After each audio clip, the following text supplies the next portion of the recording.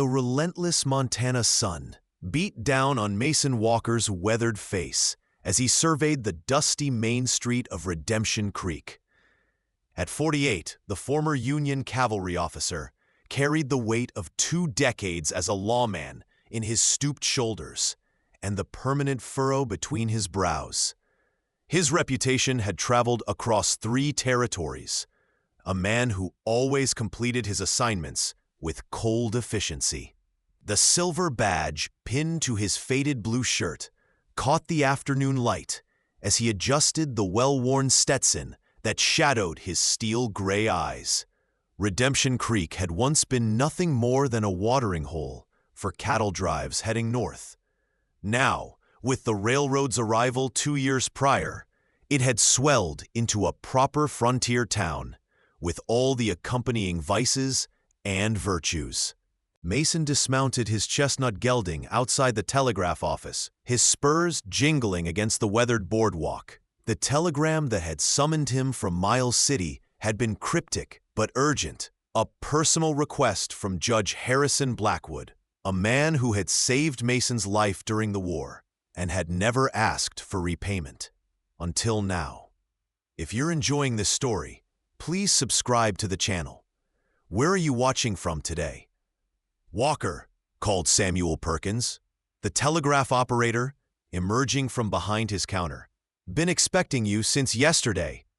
The thin man pushed his wire spectacles higher on his nose and handed Mason a sealed envelope.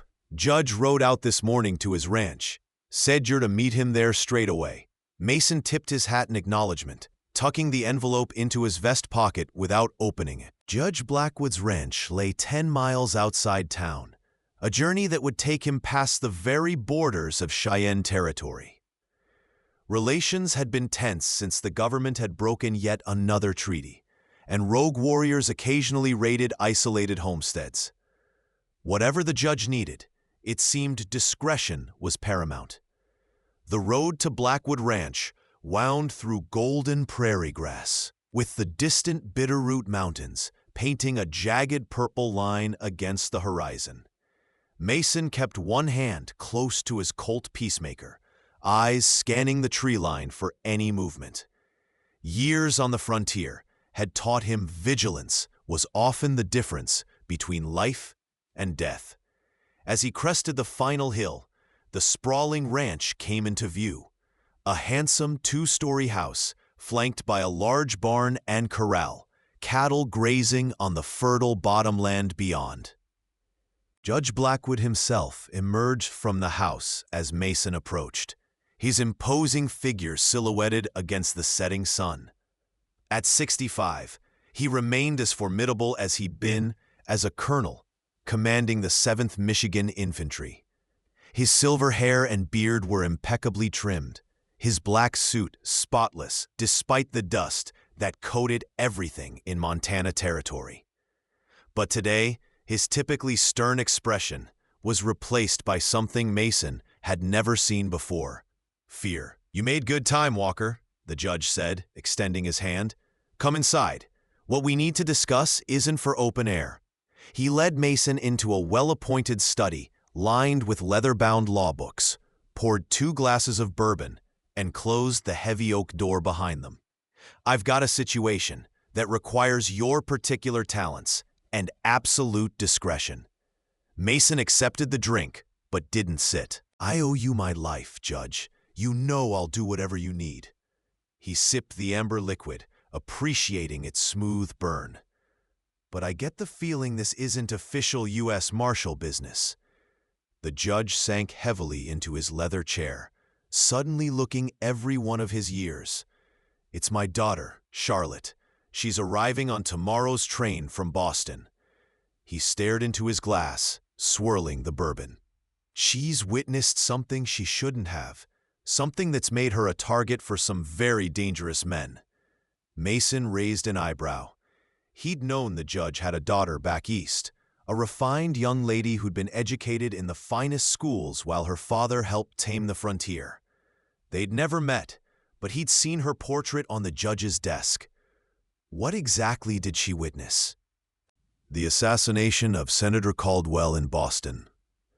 The judge's voice dropped to nearly a whisper. She was attending a charity function at his home when it happened. She saw the killer, a hired gun with connections to the Northern Pacific Railroad.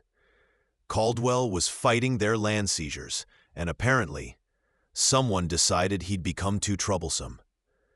Mason let out a low whistle. Railroad money reached far and bought many things, including men with guns and badges. And she can identify this man? She's the only witness who can, Blackwood confirmed, draining his glass. She's already testified to a grand jury in Boston. The killer was arrested, but his employer remains free and desperate to silence her before the federal trial next month. The judge rose and moved to a large map of Montana territory pinned to the wall. I need you to escort her to Fort Benton, where a steamboat will take her downriver to Bismarck. From there, she'll travel by rail to Washington under federal protection. His finger traced the route, a journey of nearly 300 miles through some of the most dangerous territory in the West. Mason studied the map, calculating distances and dangers. Why not keep her in Boston until the trial? There have already been 2 attempts on her life there. The judge's voice cracked. I've arranged for false papers and a cover story. As far as anyone knows, she's simply visiting her father.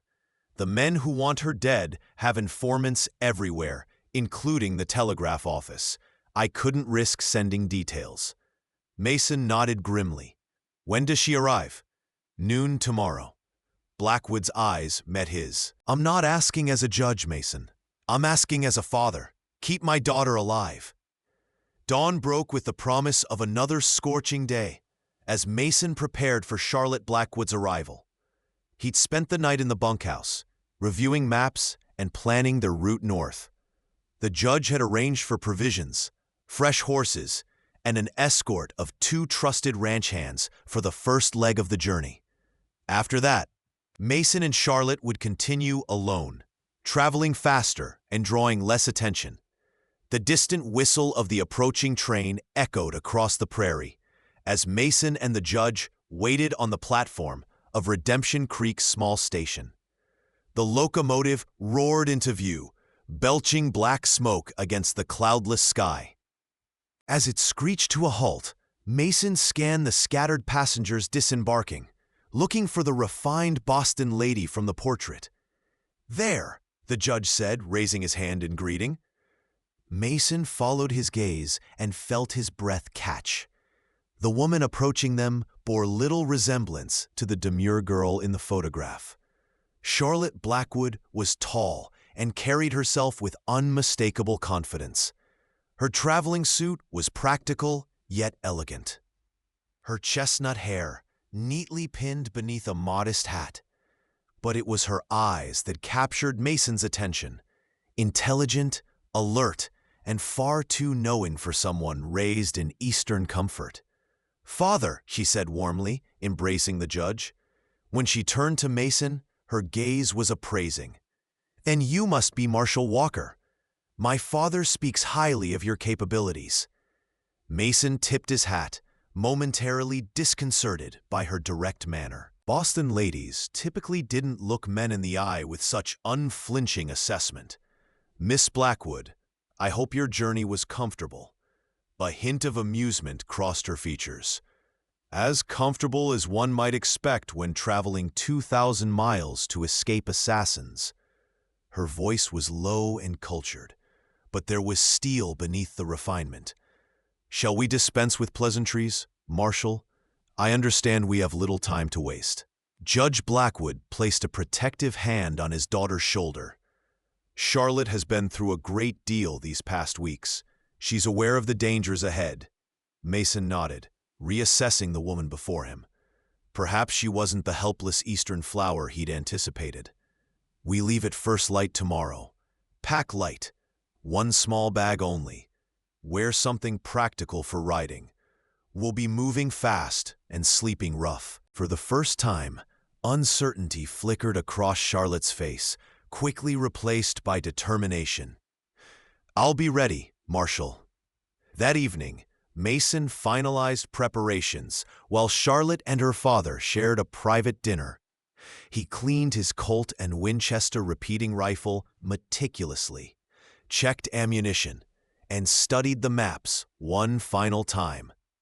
Their journey would take them through Blackfoot territory, usually peaceful since the treaties, but unpredictable given recent tensions.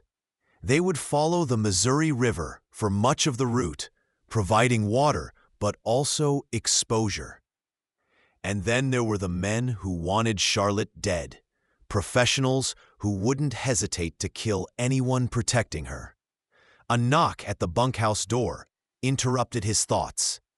Charlotte Blackwood stood in the doorway, now dressed in a simple blouse and skirt, her hair loosely braided. Without the formal traveling attire, she looked younger, more vulnerable, though no less determined. "May I come in, Marshal Walker?" she asked, her voice steady despite the visible fatigue in her eyes. "I believe we should discuss our journey." Mason gestured to the single chair while he remained standing. "There's not much to discuss, Miss Blackwood. I take you to Fort Benton, you get on a steamboat, and I return to my regular duties." Charlotte sat with perfect posture, hands folded in her lap. "I've never fired a gun, Marshal, but I'm not helpless. I can ride well enough, and I won't slow you down with complaints or hysteria." Her direct gaze held his. "But I need to know exactly what we're facing. No sugarcoating for the delicate lady from Boston." Despite himself, Mason felt a reluctant admiration for her forthrightness. "We're facing professional killers who want you silenced permanently.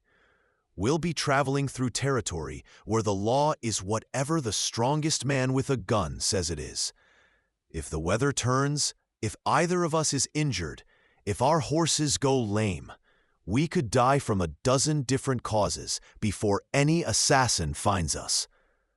He expected her to blanch or falter, but Charlotte merely nodded. "And the men who might be pursuing me, what do you know about them? Railroad men don't do their own dirty work. They hire professionals." Mason leaned against the rough-hewn wall. "My guess is we're dealing with Pinkerton types, or former Union intelligence men. Skilled trackers, good with disguises, patient. They'll follow the obvious routes, watch the railroad stations, bribe for information. Which is why we're taking the long way around," Charlotte concluded. "Through wilderness rather than towns." "Precisely." Mason studied her thoughtfully. "Most city folk underestimate the dangers of this territory. The elements can kill you faster than any bullet." Charlotte rose, smoothing her skirt. "I may be from Boston, Marshal Walker, but I'm not naive. I watched a man get shot through the heart while standing close enough to feel his blood spray across my face." Her voice remained steady, but her hands trembled slightly. "I haven't slept through the night since, every shadow, every sudden noise, but I will see this through, because the alternative is allowing powerful men to murder with impunity." Mason walked her to the door, suddenly aware of the courage it must have taken for her to come to this wild territory. "Get some sleep, Miss Blackwood. Dawn comes early out here." She paused at the threshold, looking up at him with unexpected vulnerability. "Will you truly be able to protect me, Marshal Walker?" For 20 years, Mason had never made promises he couldn't keep. Yet something in her eyes, the raw fear beneath the brave facade, compelled him to offer more than his usual grim honesty. "With my life, Miss Blackwood." They departed before sunrise, the eastern sky just beginning to lighten as they rode away from the safety of Blackwood Ranch. Charlotte sat straight in her saddle, dressed in split riding skirts and a simple blouse, her hair braided and tucked beneath a wide-brimmed hat. She rode better than Mason had expected, handling her mount with quiet confidence. The two ranch hands accompanied them, leading pack horses laden with supplies. Mason set a steady pace, wanting to cover significant distance before the heat of the day became unbearable. They followed game trails where possible, avoiding the main roads and settlements. By mid-morning, they had left the last traces of civilization behind, entering a landscape of rolling hills and scattered pine forests. The judge's men would accompany them for another day before turning back, leaving Mason and Charlotte to continue alone. "How are you holding up?" Mason asked during a brief stop to water the horses at a clear stream. Charlotte dismounted carefully, wincing slightly as she stretched her legs. "I'll manage," she said, splashing cool water on her face. Despite the discomfort evident in her movements, she voiced no complaints. "How far have we come?" "About 15 miles. Mason scanned the horizon, a habit born of years spent watching for danger. "We'll make camp early tonight. Need to preserve your strength for the days ahead." Charlotte studied him with curious eyes. "You don't think much of Eastern ladies, do you, Marshal?" The directness of her question caught him off guard. "I've met few who could survive out here," he admitted. "This territory breaks strong men. It's no place for someone like me," she finished, a challenge in her tone. "Because I wear dresses and speak proper English?" Mason adjusted his hat, uncomfortable with her scrutiny. "Because you haven't had to fight for every breath, Miss Blackwood. Out here, that's what it takes." She was quiet for a long moment, her gaze distant. "When I was 12, I nearly died of scarlet fever. The doctors told my father to prepare for my death." Her voice was matter-of-fact. "I remember fighting for every breath then, Marshal. The battlefields may differ, but the will to survive doesn't." Before Mason could respond, one of the ranch hands approached, expression urgent. "Riders coming, Marshal. 4 of them, moving fast from the south." Mason's hand moved instinctively to his Colt. "Get Miss Blackwood into those trees, now." From the cover of the pines, Mason observed the approaching riders through his field glasses. 4 men, heavily armed, pushing their horses hard. Not the usual behavior of travelers in this territory. "Could be coincidence," he muttered, not believing it for a moment. "Could be they're just in a hurry." "Or they could be looking for me," Charlotte said, quietly beside him. "How would they have found us so quickly?" Mason's jaw tightened. "Someone at the station must have recognized you and telegraphed ahead." He glanced at her pale face. "We need to move. If they're following our trail, we don't have much time." The ranch hands exchanged worried glances. "We can try to lead them off, Marshal," one offered. "Give you and the lady a head start." Mason considered their options grimly. "No, head back to the ranch. Tell the judge we've been compromised." He turned to Charlotte. "We're changing course, north through the mountains instead of following the river." Fear flickered across her face, quickly masked. "Whatever you think best, Marshal." They moved quickly, leaving the planned route and heading into rougher terrain. Mason set a punishing pace, pushing through dense forest and across shallow streams to obscure their trail. Charlotte kept up without complaint, though Mason noticed the growing fatigue in her posture as the day wore on. By nightfall, they had covered another 12 miles of difficult country. When they finally stopped to make camp in a sheltered ravine, Charlotte slid from her saddle and nearly collapsed. Mason caught her arm, steadying her. "You should have said something if you needed to rest." She shook her head, pulling away from his grasp. "And slow us down? Give those men more time to find us?" Her voice was strained, but determined. "I'm not that selfish, Marshal." As Charlotte tended to the horses, Mason built a small, smokeless fire in a depression where its light wouldn't be visible from a distance. He prepared a meager supper of jerky and hardtack, watching as Charlotte moved with increasing stiffness.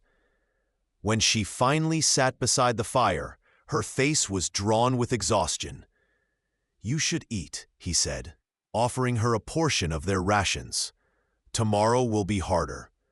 She accepted the food without enthusiasm. "Will they follow us into the mountains?" "If they're professionals, yes." Mason kept his voice matter-of-fact. "But the terrain works in our favor. Easier to spot pursuit." "I never imagined my life would come to this.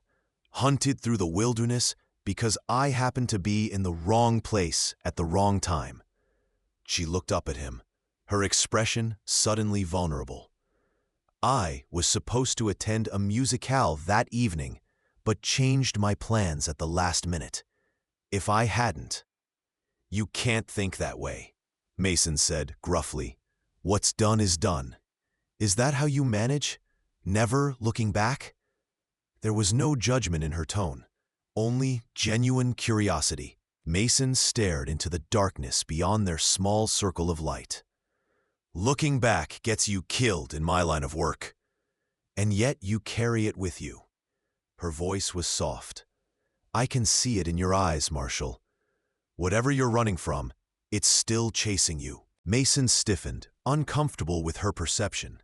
"Get some sleep, Miss Blackwood. I'll take first watch."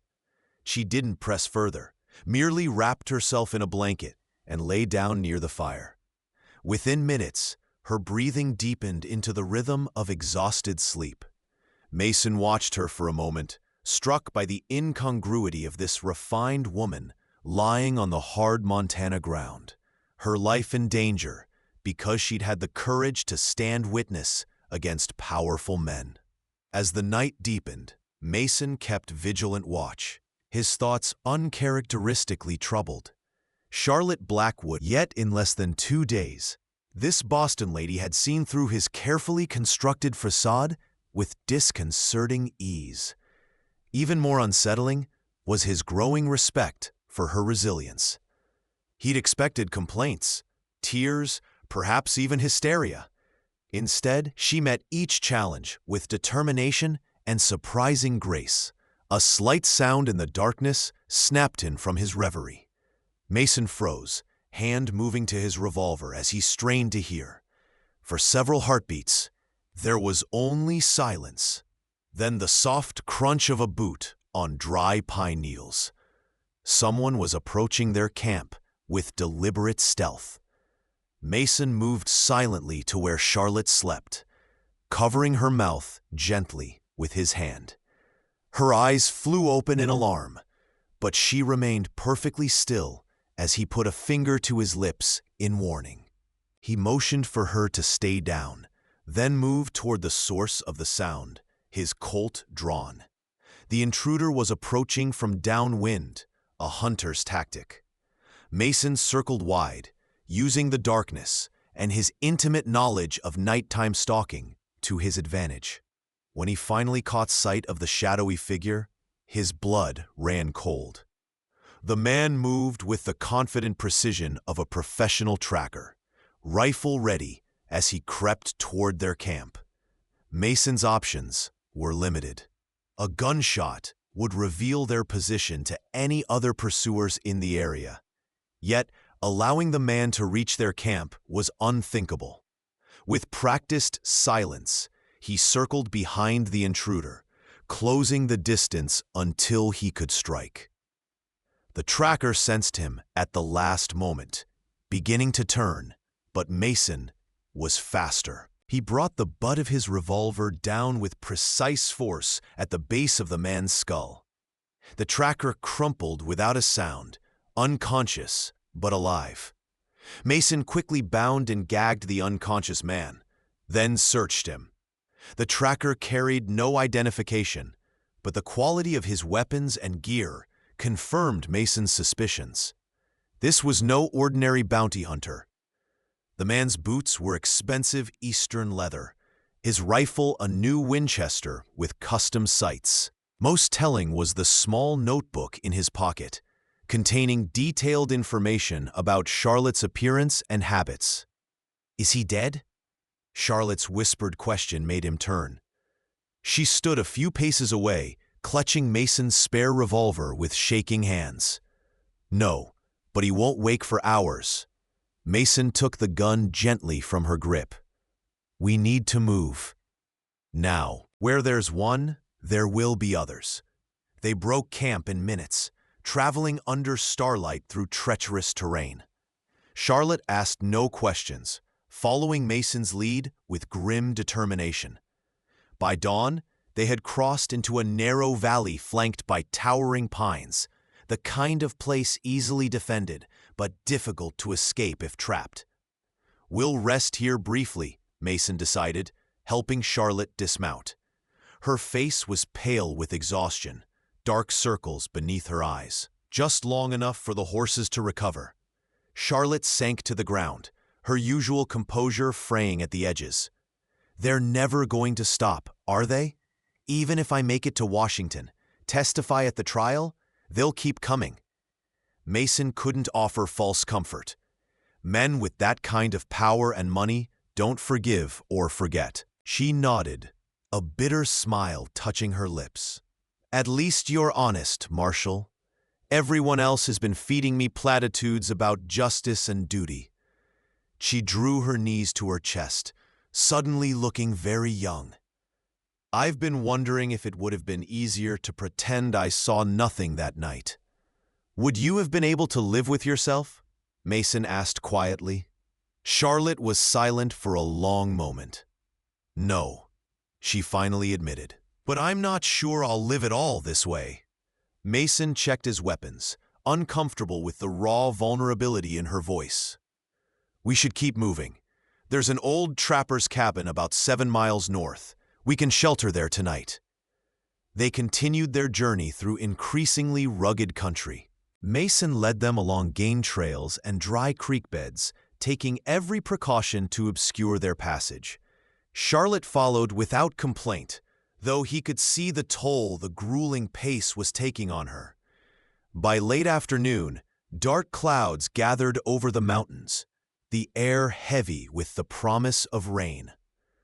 There, Mason pointed to a small, dilapidated cabin nestled against a rocky outcropping ahead. We'll wait out the weather there. The cabin was crude but defensible.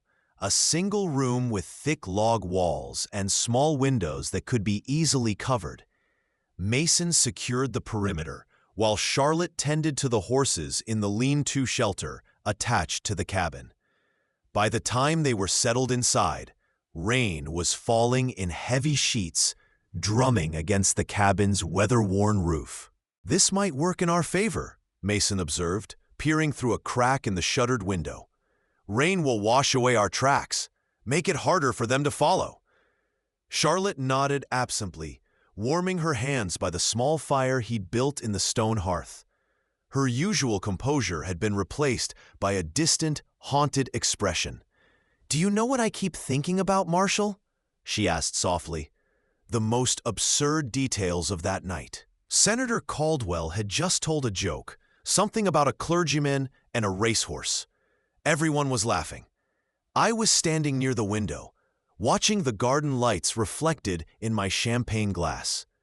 Mason remained silent, recognizing her need to speak of the trauma she'd carried alone. The first shot sounded like a champagne cork, she continued, her voice detached. Then there was screaming. I turned and saw the senator falling, blood blossoming across his white shirt. And there was a man, so ordinary-looking, calmly putting a derringer back into his jacket pocket. Our eyes met for just a moment before he walked away. That's all it took. A few seconds to destroy so many lives. Rain pounded on the roof as she fell silent, lost in memories. Mason busied himself checking their supplies, unsure how to respond to her raw confession. He'd witnessed violence throughout his life, had dealt it out when necessary, but always with the emotional distance of a man doing his duty. Charlotte's experience was different, the sudden intrusion of brutal reality into an ordered, civilized world. You should try to rest, he finally said. his voice gruffer than intended. "I'll keep watch." Charlotte looked up, studying him with those two perceptive eyes. "You don't like to hear about it, do you? The killing." Mason met her gaze steadily. "I've seen enough killing to last several lifetimes, Miss Blackwood. It doesn't get easier to hear about." "No, I suppose it wouldn't." She sighed, her shoulders slumping with fatigue. "I apologize for burdening you with my memories, Marshall. They're not your responsibility." "You are my responsibility," he corrected, the words coming out more intensely than he'd intended. "Getting you safely to Fort Benton is all that matters now." A sad smile touched her lips. "Is that all we are to you? Assignments to be completed? People to be delivered from one place to another, like parcels?" The question struck closer to home than Mason cared to admit. For years, he'd maintained careful distance from those he was sworn to protect, finding safety in emotional detachment. Yet something about Charlotte Blackwood made such detachment increasingly difficult. "It's simpler that way," he admitted finally. "Safer." "Safer for whom?" she challenged, gently. Before he could answer, a sound outside caught his attention, the faint whinny of a horse, barely audible above the rain. Mason instantly motioned for silence, moving to the window with his rifle ready. Through the driving rain, he could just make out movement among the trees, the dim shapes of mounted men approaching cautiously. "They've found us," he whispered, turning to Charlotte with urgent intensity. "There's a root cellar under the cabin. Small, but it'll hide you." Fear flashed across her face, but she nodded, moving quickly to help as Mason lifted the trapdoor hidden beneath a worn bearskin rug. The space revealed was cramped and dark, barely large enough for a person to lie flat. "I can't leave you to face them alone," she protested, even as she eyed the dark hole with apprehension. "This isn't a discussion." Mason checked his revolver, his expression grim. "If something happens to me, wait until nightfall, then head due north. The Missouri River is less than 10 miles. Follow it east to Fort Benton." Before she could argue further, gunfire erupted outside.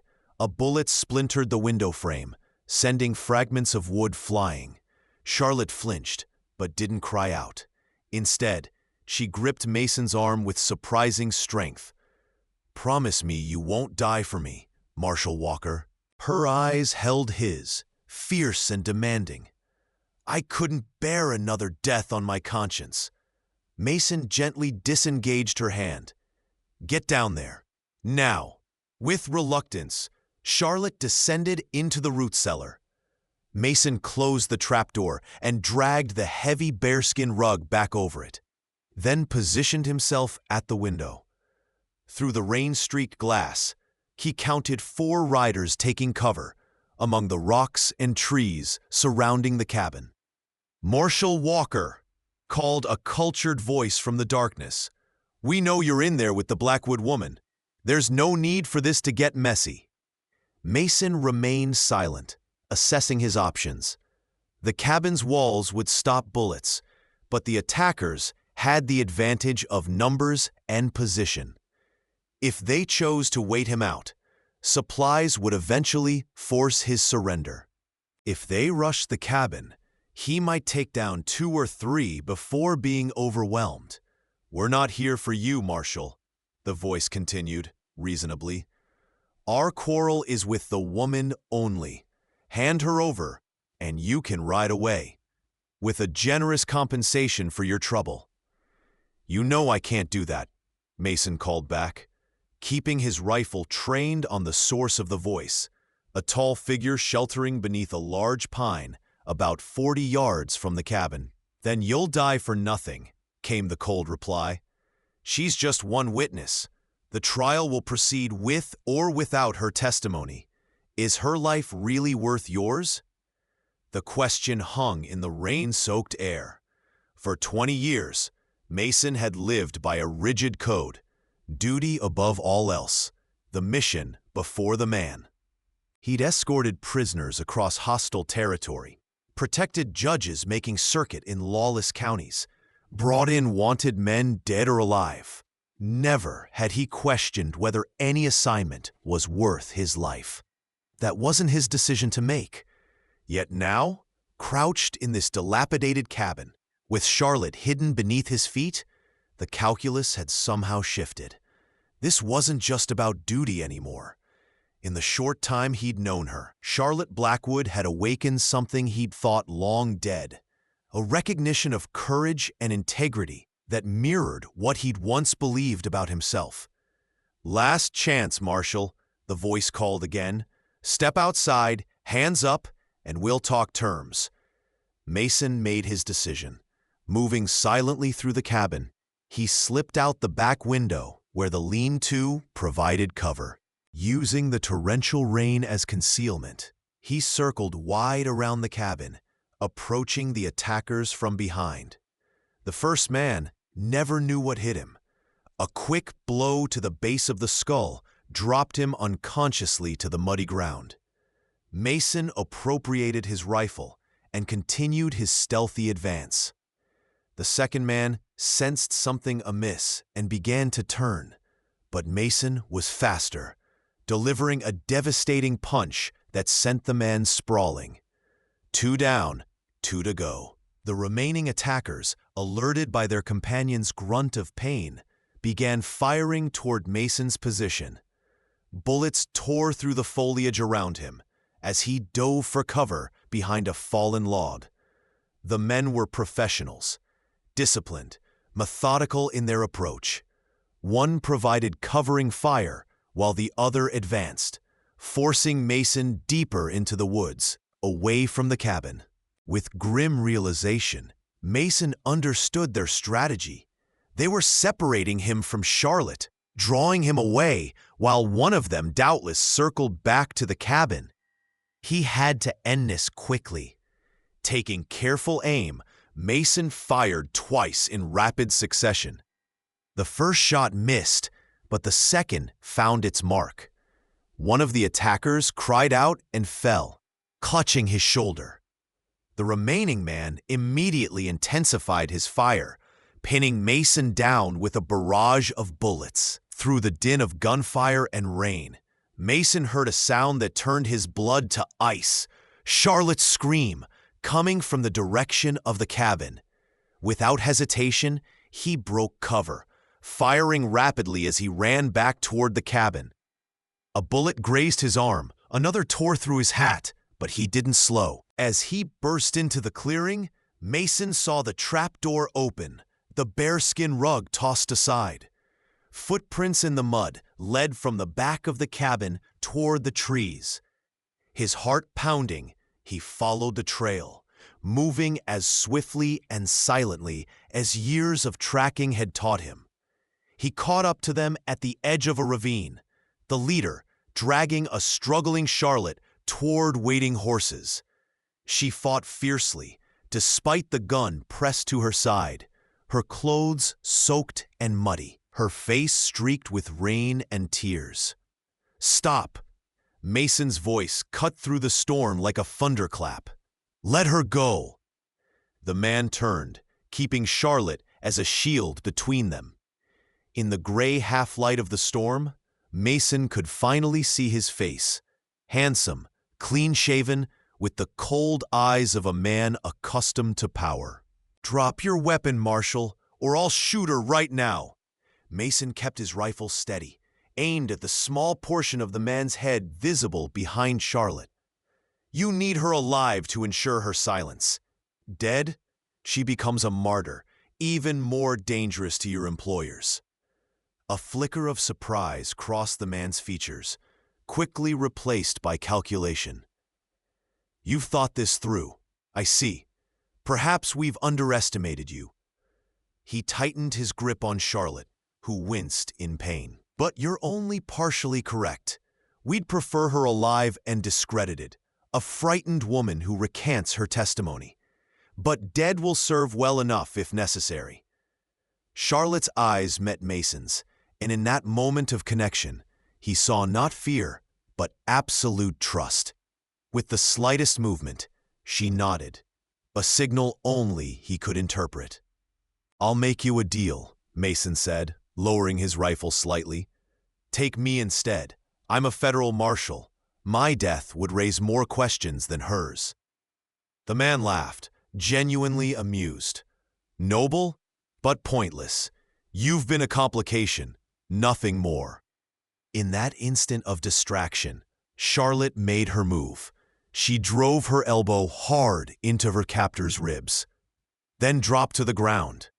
The man's gun discharged harmlessly into the air as Mason fired a single, perfect shot. The bullet struck true, and the man crumpled to the muddy earth. Mason rushed forward, pulling Charlotte to her feet and checking her for injuries. "Are you hurt?"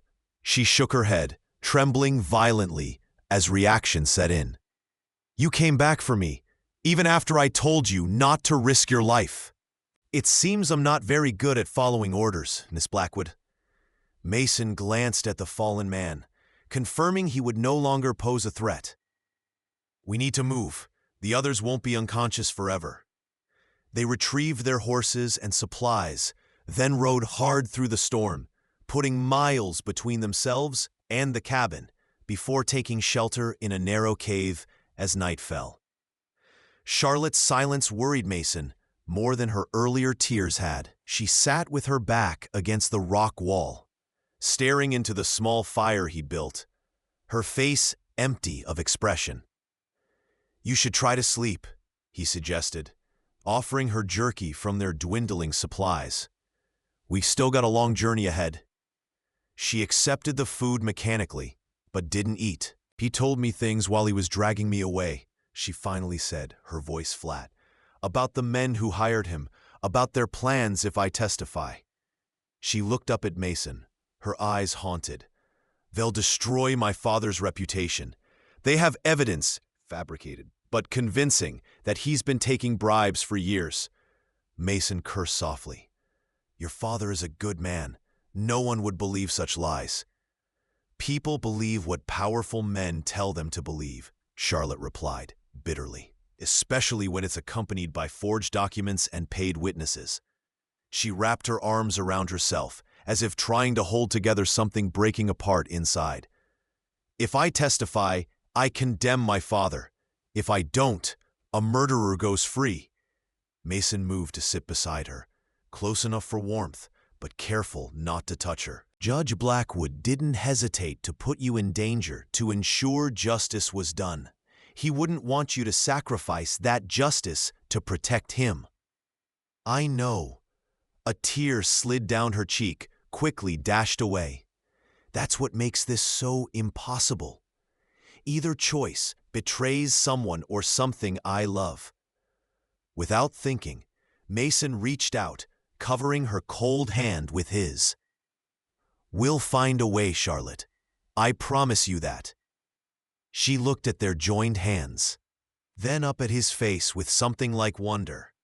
"When did I become more than an assignment to you, Marshal Walker?" The question struck him speechless. When, indeed? Was it when she'd ridden for hours without complaint? When she'd faced killers with courage that shamed many men he'd known? Or perhaps when she'd looked at him with those perceptive eyes and seen the man behind the badge, the man he'd spent decades trying to forget? "Get some rest," he said gruffly, withdrawing his hand. "I'll keep watch." The next morning dawned clear and cold, the storm having passed during the night. They set out at first light, making good time across terrain washed clean by the rain. Mason pushed a relentless pace, aware that their pursuers would not give up easily. Charlotte matched his urgency, riding with grim determination despite her obvious exhaustion. By midday, they reached a high ridge overlooking a vast expanse of wilderness. In the distance, the Missouri River gleamed like a silver ribbon. "Fort Benton is about 30 miles downstream," Mason said, pointing east. 2 days' ride at most. Charlotte nodded, her expression unreadable as she surveyed the landscape. And then we part ways. That's the assignment, Mason agreed, surprised by the hollow feeling the words evoked. They made camp that night, in a protected hollow, both too exhausted for much conversation. Mason took first watch, studying Charlotte's sleeping form in the firelight. In repose, the strain of their journey showed clearly on her face. The dark circles beneath her eyes, the new lines of worry around her mouth. Yet even in sleep, there was a strength to her features that he'd come to admire. When he woke her for her watch, their hands touched briefly, and something passed between them. An acknowledgement of shared danger, of trust earned in the crucible of survival. "Sleep well, Mason," she said softly, using his given name for the first time. He dreamed of Boston, a city he'd never seen, of elegant drawing rooms and cultured conversation. In the dream, Charlotte moved through these refined spaces with the same grace she'd shown in the wilderness, equally at home in both worlds. He watched her from a distance, aware of the unbridgeable gap between them, the coarse frontier lawman and the educated lady. When he woke, the dream lingered, leaving an unfamiliar ache in his chest. They were less than a day's ride from Fort Benton when disaster struck. As they crossed a shallow stream, Charlotte's horse stepped into a hidden hole and went down hard, throwing her into the rocky stream bed. Mason was off his mount instantly, rushing to her side as she struggled to sit up, her face contorted in pain. "My ankle," she gasped as he helped her from the water. "I think it's broken." Careful examination confirmed her assessment. The ankle was already swelling, the skin discolored. Mason bound it tightly with strips torn from the spare shirt, his expression grim. "You can't ride." Charlotte met his eyes steadily. "Then go. Get help from Fort Benton. Come back for me." Not a chance. Mason helped her to a flat rock, then surveyed their surroundings. "Those men are still out there. I'm not leaving you." "We don't have a choice," Charlotte argued, her voice tight with pain.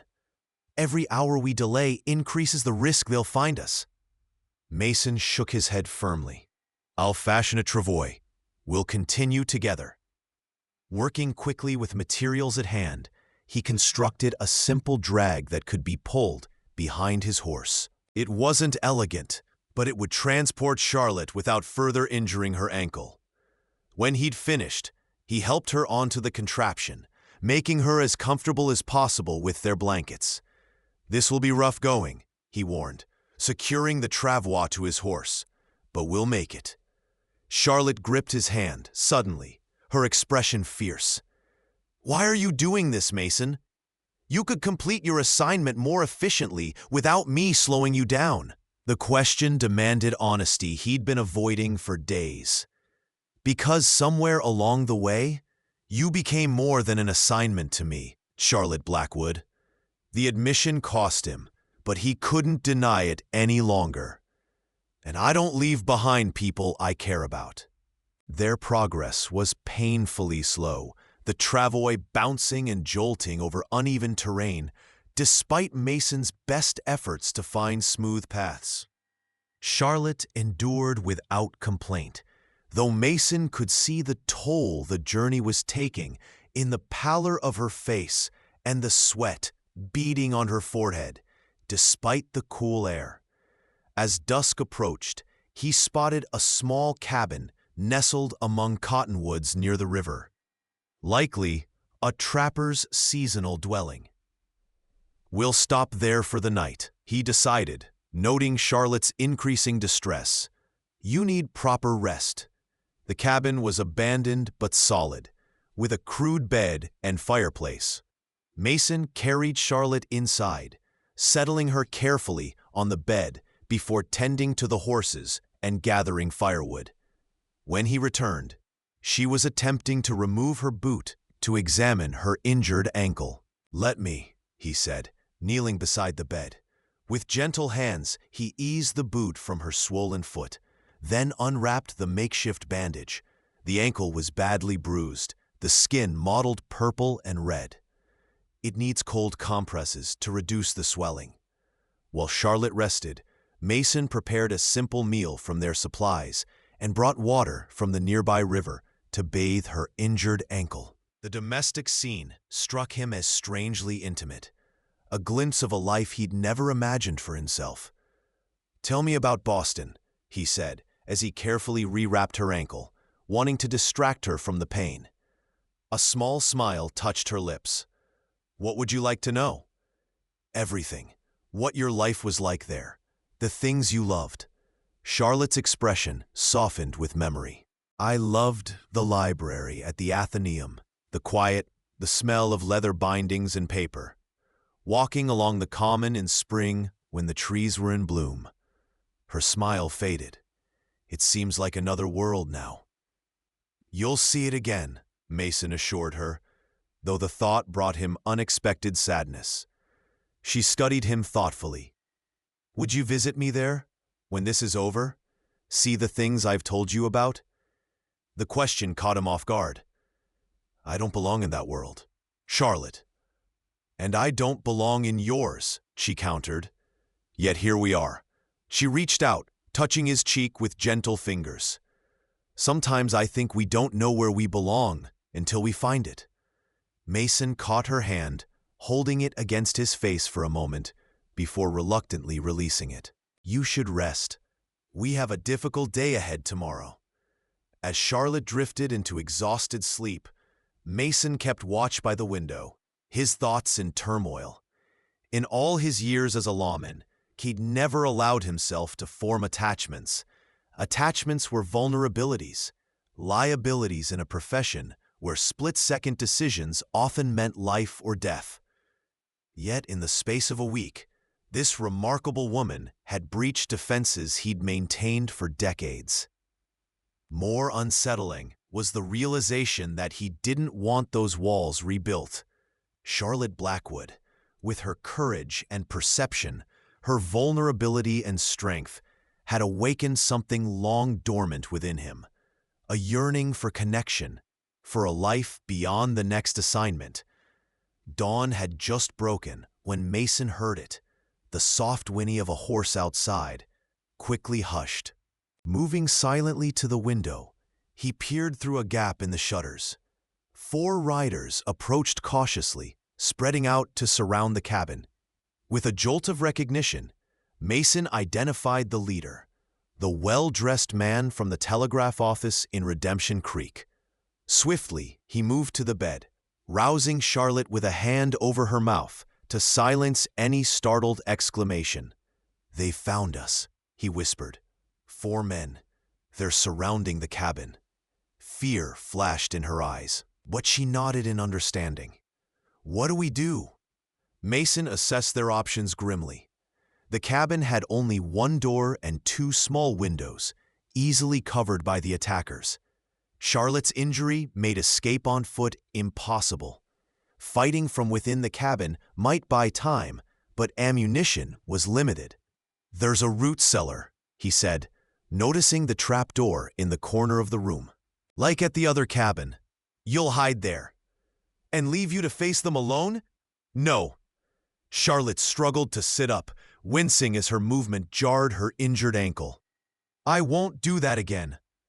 "Charlotte, please." Mason gripped her shoulders, his voice urgent.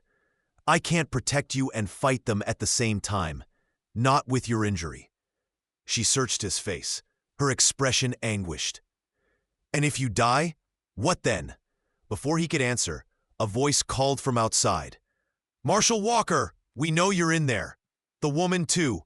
Come out now, and nobody needs to get hurt." Mason moved to the window, keeping to the side to avoid presenting a target.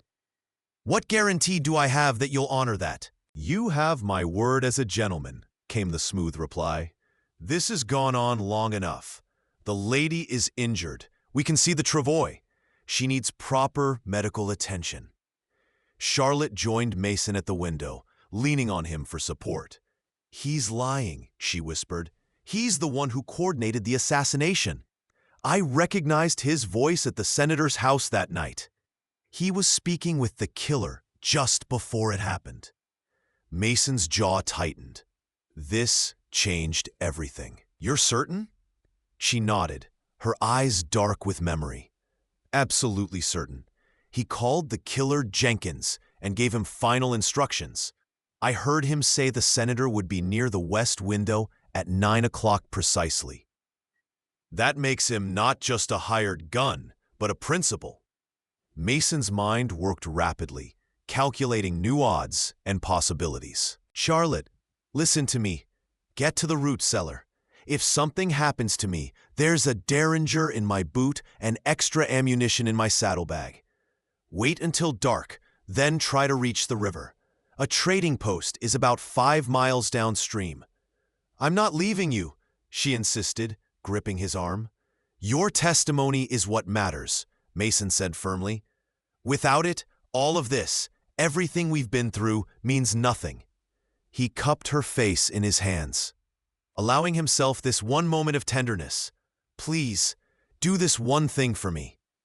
Something in his voice must have reached her, for she nodded reluctantly. "Promise me you'll be careful." "I promise." He helped her to the trapdoor, then assisted her down into the small space beneath the cabin. "Whatever you hear, don't come out until it's over." As he closed the trapdoor, Charlotte caught his hand. "Mason." Her voice broke slightly. I know," he said softly. "Me too." With the trapdoor secured and hidden beneath a small rug, Mason took position at the window, his Winchester ready. "I'm coming out," he called, "but the lady stays inside where it's warm. Her ankles badly swollen." "Acceptable," came the reply. "Hands where we can see them, Marshal." Mason stepped outside, rifle held high above his head. The 4 men were positioned strategically around the cabin, all armed, all watching him with professional wariness. The leader, a distinguished-looking man in his 50s, stepped forward. "Where is Miss Blackwood?" he demanded, his cultured voice at odds with the cold calculation in his eyes. "Inside, resting. She can't walk." Mason kept his tone neutral, assessing distances and angles for what would come next. "You've gone to extraordinary lengths to silence one witness." The man's smile was thin. "She's a very problematic witness, Marshal, and you've proven unexpectedly resourceful in keeping her alive." He gestured to one of his men. "Jenkins, check the cabin. Make sure the lady is indeed inside." Mason tensed as the man named Jenkins approached the cabin door. This was the killer, the man Charlotte had seen murder Senator Caldwell. If he entered the cabin and discovered the root cellar? "I wouldn't do that if I were you," Mason warned, his voice carrying clearly in the morning air. "The lady has my spare revolver and instructions to shoot anyone who enters." Jenkins hesitated, looking to his employer for direction. The leader considered Mason thoughtfully, then nodded. "A reasonable precaution. We'll deal with the lady after we've settled matters with you, Marshal." He drew a Derringer from his coat pocket, small, elegant, and deadly at close range. "I'm afraid this is where your assignment ends." "You're making a mistake," Mason said calmly. "I'm not the only one who knows about Charlotte Blackwood's testimony. Judge Blackwood has contingencies in place." The man smiled, genuinely amused. "Do you think we haven't considered that? The judge's contingencies have already been neutralized. By this time tomorrow, his ranch will have suffered a tragic fire, apparently set by renegade Blackfoot in retaliation for encroachment on their hunting grounds. Most unfortunate." Cold rage filled Mason at the casual way the man spoke of Motor. "You won't get away with this." "But I already have, Marshal. Many times." The Derringer rose, aimed at Mason's heart. "You're simply one more loose end to tie up." In that moment, as Mason prepared for what might be his final act of defiance, a shot rang out. Not from the leader's Derringer, but from the cabin window. The bullet struck the leader in the shoulder, spinning him around with the impact. His Derringer discharged harmlessly into the ground as he fell. The 3 remaining men reacted instantly, diving for cover and returning fire toward the cabin. Mason seized the moment of chaos, dropping to the ground and retrieving his rifle in one fluid motion. From his prone position, he fired twice in rapid succession. One of the attackers cried out and fell. Another returned fire, bullets kicking up dirt inches from Mason's head. "Mason!" Charlotte's voice called from the cabin. "Left side!" He rolled just in time to avoid Jenkins's rush, the man's knife slashing air where Mason's throat had been a moment before. Coming up in a crouch, Mason blocked a second knife thrust, then delivered a powerful blow to Jenkins's midsection. The killer staggered but didn't fall, coming back with the practiced ferocity of a man accustomed to violence. They grappled in the dirt. Jenkins, knife inches from Mason's face as they struggled for control. With a supreme effort, Mason forced the knife hand wide, then headbutted Jenkins with enough force to momentarily stun him. It was all the opening he needed. A quick twist, and the knife changed hands, then plunged into Jenkins' side. The killer's eyes widened in surprise, then dimmed as he slumped to the ground. Mason retrieved his fallen rifle and turned to face the remaining threat. The wounded leader, now propped against a tree, his Derringer once again aimed at Mason. "It seems we underestimated both you and the lady," he said, blood staining his expensive coat. "A miscalculation I won't repeat." Before he could fire, another shot rang out from the cabin. The leader jerked, then slid sideways to the ground, the Derringer falling from limp fingers. In the sudden silence, Mason stood among the fallen men, his breathing harsh in his own ears. "Charlotte!" he called, turning toward the cabin. She appeared in the doorway, leaning heavily against the frame, his spare revolver clutched in her hand. Her face was pale but determined, her eyes moving from the fallen men to Mason's bloodied figure. "Are you hurt?" she asked, her voice shaking slightly. Mason shook his head, moving quickly to her side to support her weight. "You were supposed to stay hidden." A ghost of a smile touched her lips. "I'm not very good at following orders either, it seems." Her legs buckled suddenly, and Mason caught her, lifting her easily into his arms. "Is it over? Truly over?" Mason carried her back to the bed, gently setting her down. "It's over. You're safe now." Charlotte caught his hand as he turned to tend to the bodies outside. "Mason, what I was trying to say before, I think I found where I belong." He looked down at their joined hands, hers pale and elegant, his dark and scarred from years of harsh living. "Boston is your home, Charlotte. Your life is there." She shook her head, her eyes never leaving his. "Home isn't always a place. Sometimes it's a person." Her fingers tightened around his. "Sometimes it's the person who risks everything to protect you. Not because it's their duty, but because somewhere along the way, you became more important to them than their own life." Mason sank to his knees beside the bed, overwhelmed by emotions he'd denied for too long. "I don't know how to be anything but what I am, a frontier lawman with more enemies than friends and nothing to offer a woman like you." "You offered me your life," Charlotte said simply. "What more could I possibly ask for?" In that moment, kneeling beside her in a crude trapper's cabin miles from civilization, Mason Walker, who had spent 20 years keeping the world at arm's length, finally surrendered to the one force stronger than his own will: love.